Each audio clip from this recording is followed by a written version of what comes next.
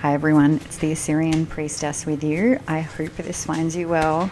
In today's reading, I'm asking, who are you going to meet next and why?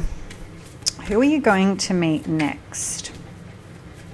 Anything the collective needs to know about an encounter or an engagement with someone that they are about to meet. Okay, first card out, fear.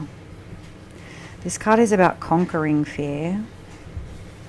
So maybe you have a big appointment or a big meeting, or maybe you're interfacing with a system of power that, I don't know, has left you uncertain or scared.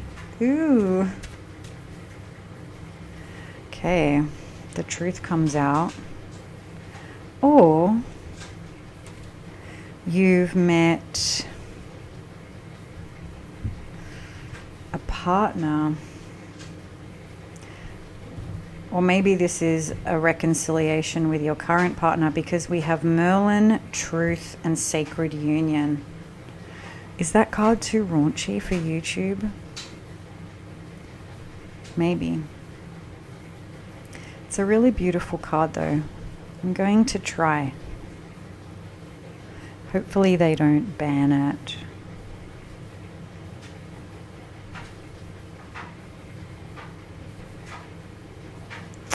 So let's read the fear card. This is from McCarthy's Dark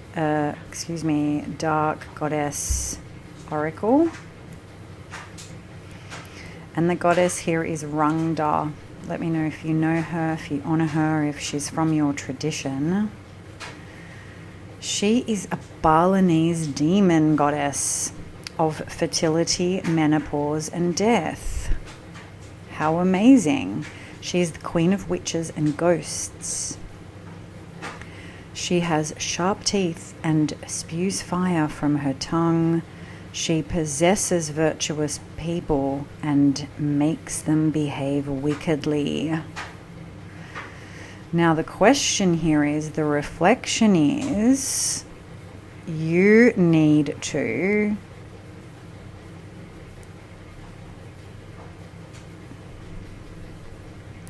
know the difference between, is it your anxiety creating scary scenarios, or is there genuine danger on the path? So I'm getting two messages here. Definitely. Is you're at a transition or a portal in your triple goddess journey. So if you're a divine feminine, you are at a gateway of a transition. So you might be moving from maiden to motherhood. You might be moving from motherhood to queen. You might be moving from queen to crone. So there are different stages of a woman's development that is directly linked to your biology and your hormonal profile. And if you don't know much about this, I really suggest that you learn, whether you're a masculine or a feminine. A really great teacher, there are multiple great teachers on the subject. Jane Hardwick Collins comes to mind. So does Alexandra Pope. So if you're at a doorway of menopause, of fertility, of whatever it is, your entire profile is changing, which will affect the way you perceive the world. That the old way of perceiving the world has now shifted. Your brain literally shifts. So you have to learn a new way of understanding people. Now let's continue reading. That's the first clue to this reading. And then we have the dragons in the shadow, which are the two dragons meeting, which is another kind of integration, sacred union card. There is some sort of integration happening in your life that is new. You're entering into a new identity of yourself, because that's what the Merlin card actually means in this oracle deck. So who was Merlin? He was a master teacher. He's an elder. And he has a lot of knowledge, and he teaches the knowledge. He is the archetype of the hermit, or, you know, the sage. So you might be entering into your elder years, or you're about to meet someone who is quite elder to you, who will teach you something about yourself, or who you might fall madly in love with because of the cards that follow. I shouldn't say fall madly in love, but you know what I mean. And this person is going to surprise you in a way that's going to make you go, what? Who, me? I'm not interested in that. I don't want that role or that path or that person. So look, if you're in a steady, beautiful marriage, this is not someone coming to break you up. This is a wise teacher who's going to help you transition into this transition you're going through. Whether it's fertility and becoming a mother, or whether it's your menarche and becoming a woman, like whatever your stage you're going through, you're going to meet an elder. A second interpretation is this elder could be a partner to you. And that in itself is enough to make your head spin, because you're probably thinking, well, I'm not at that stage anymore. I'm not looking for companionship anymore. And I think if you're in your autumn or your winter, you know exactly what I'm talking about. Autumn and winter people, companionship looks very different to us, quite frankly. Speaking as an autumn woman myself, well, I think I'm an autumn woman. So then we have truth and vitality. So we have the Tor. This is the mound where they say King Arthur's buried in England. And it links us to the truth of something, the heart of the matter, the source. So there's this transition period that is filling you with a lot of dread, a lot of fear, a lot of shock, a lot of, I don't know, it's a shake-up. But you're being guided. You're being guided by the wisdom of the elders to this sacred truth. And this sacred truth somehow is leading you to an integration of sorts. And or it is actually you have met a partner who you love, who you are creating intimacy with, who you are growing something with, who you are joining with in companionship of whatever kind is suitable for your stage in life.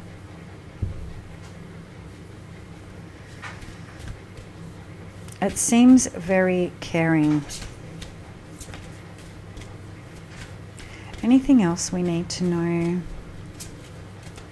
And gee, I just remembered the question I asked was, who's the next person you're going to meet? This could also be, another message came through that if you are on a fertility journey, that seeking the advice of like a surgeon or an elder, you know, a wizard, a fertility person, a fertility whiz, will be useful to you.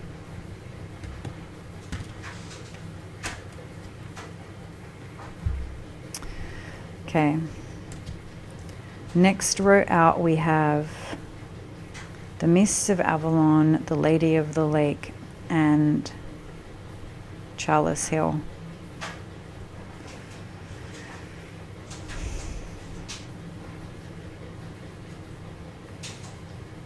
There's something very enchanting about this person that you're not going to be sure, is this guy for real, or is he a fake?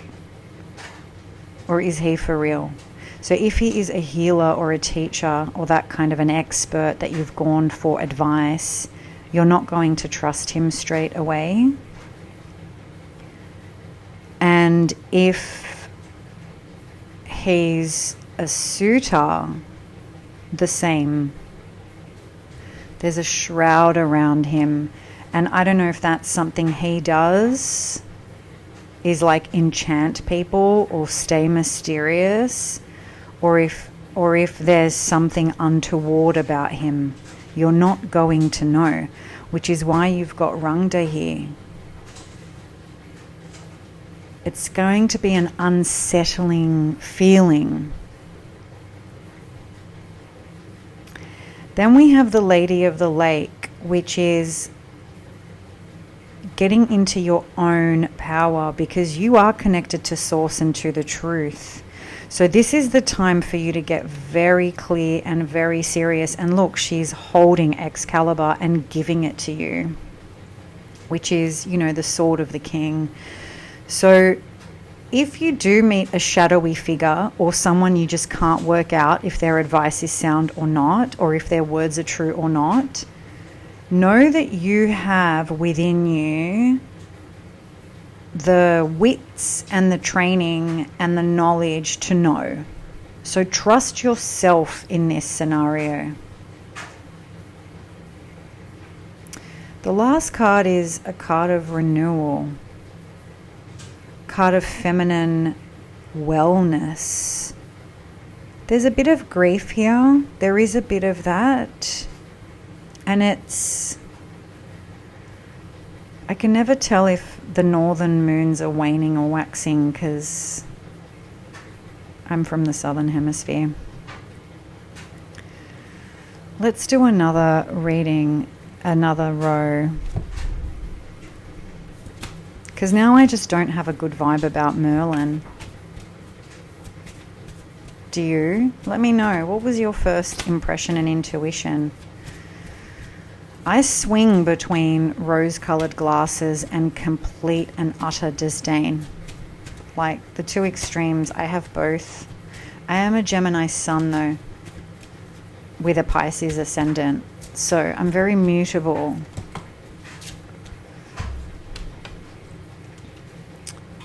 Okay, healing a wound is here.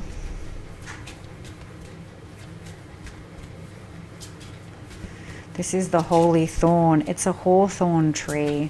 It was said to have bloomed twice in the year. So it's like a miraculous tree that actually stands in, I believe, Glastonbury, in a monastery there. Well, I think, you know, like offshoots of the tree are cultivated. Okay, I'm not getting anything else. There is a holy... Oh, I am. Okay, Lancelot, here we go. We know who that is. With Galahad in the shadow. And Bridget. And then we have this random card, Igraine, motherhood. Here's the fertility symbol again. Someone in our collective, or maybe many of you, you're on a journey to heal your fertility somehow, whether it's trauma, birth trauma, maybe your babies were birthed in a difficult way and you're healing that story, or you are hoping to birth a child and you're seeking advice from clinicians and practitioners to help you, or you're actually healing a bond with your partner so that you two can naturally conceive. I feel like you will. I feel like you definitely will. You have Igraine, Arthur's mother. You had healing the holy wound, which is hawthorn, which is a miraculous tree. So there's a miracle here for you. And it's funny because the hawthorn tree blooming twice also links us to Rangda and fear from the dark goddess. You might have thought your time is up, like, oh, I've already bloomed. What are you talking about? I can't be pregnant, right? Because that time has passed for me, but it hasn't passed for you. So you might be finding motherhood through adoption or surrogacy or some sort of alternative method, or it could be simply a natural conception that is miraculous for you. And I feel like aid is coming. Like I personally don't like Lancelot, but I know that history does. And the key word for him is heroism, chivalry, romance, and devotion. This is, if someone is making an offer to you right now, it is heroic. It is to help you. And then we have Galahad in the shadow, who is my favorite knight because he actually is the most courageous knight at the King's Round Table. Lancelot is a little bit treacherous, but that's a different story for another day. And then we end with birth. So I feel like we had a reading about this quite recently, that someone in the collective is going to get pregnant. So if you don't want to get pregnant, you might need to really pay attention. But if you do, all roads are leading to Rome. We have the Magician, again, another Merlin. The Lovers, I mean, come on. This is definitely confirmation. If you're single, you're going to meet someone and they're probably going to want to start a family with you. And you're going to think, well, I think I'm past that time. I don't know if I've got it in me.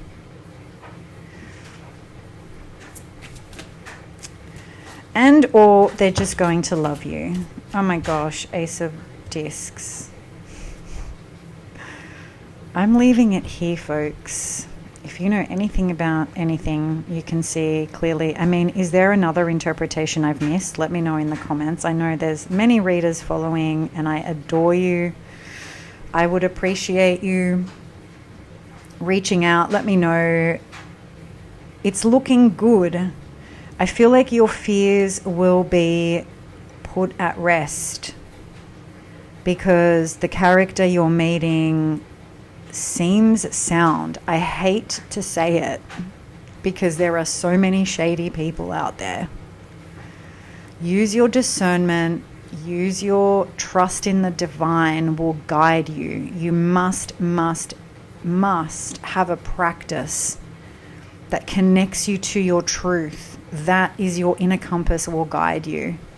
Without our inner compass, we will be led astray. So that's my strong advice, is create a devotional practice, whatever it looks like for you, that connects you to your own inner knowing so that you know when something is right and something is off. When you know something is right, you will know you're on the right track. So I wish you well, my loves. The future certainly looks bright. I will leave you, as always, with my love and courage until we meet again. Bye for now.